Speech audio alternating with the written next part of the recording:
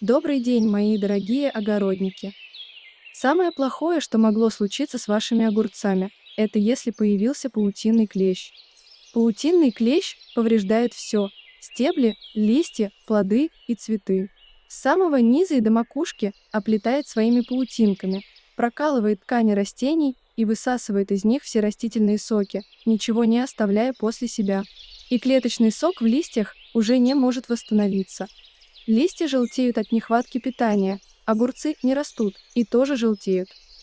Ошибка в том, что многие считают паутинного клеща насекомым. А это реально клещ, просто микроскопических размеров. Поэтому от паутинного клеща необходимо периодическое опрыскивание по листу акарицидами. Если видимых признаков вредителей нет, то обработки проводим раз в 10 дней биопрепаратами, которые абсолютно безвредны для растений и плодов, и урожай можно употреблять в пищу уже на следующий день. К таким средствам относятся бетоксибациллин, Макбио, экстрафлора.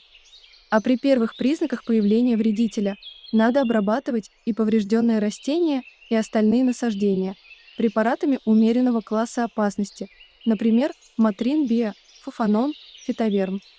Фитоверм – препарат инсектицидного и акарицидного действия, который работает через контакт и кишечник. Обработка огурцов фитовермом позволяет избавиться от паутинного клеща, белокрылки, трипсов, щитовки и червеца. Он способен помочь устранить как личинок, так и взрослых паразитов вне зависимости от их количества. Для того, чтобы приготовить рабочий раствор, в 10-литровое ведро с водой выливаем 20 мл фитоверма, перемешиваем и опрыскиваем огурцы в безветренную сухую погоду в вечернее время.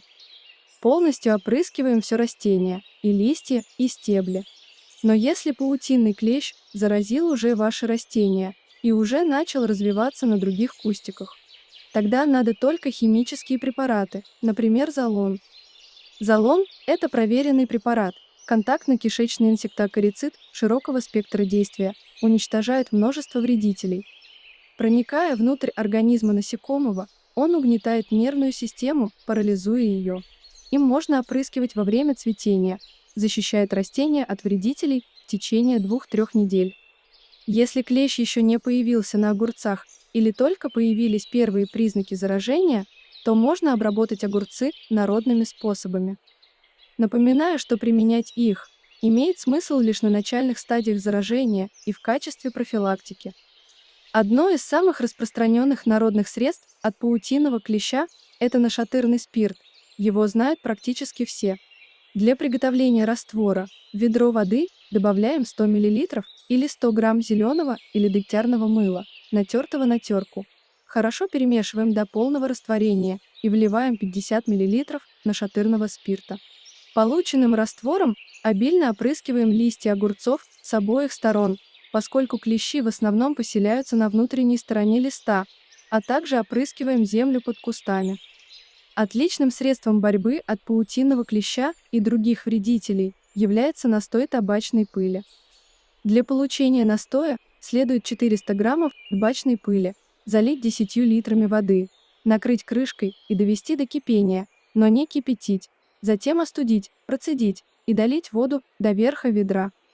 Затем в табачный отвар вливаем еще 50 мл жидкого зеленого мыла. Перемешиваем, и все, раствор готов. Листья нужно опрыскивать с обеих сторон в вечернее время. Через неделю обработку следует повторить, так как однократная обработка не уничтожит яйца паутинного клеща. За сезон огурцы можно опрыскивать отваром табачной пыли 3 раза. Для профилактики появления паутинного клеща важно не допускать пересыхания растений. Огурцы надо периодически опрыскивать водой. В открытом грунте делать это стоит только рано утром или вечером, чтобы на листьях не появились ожоги.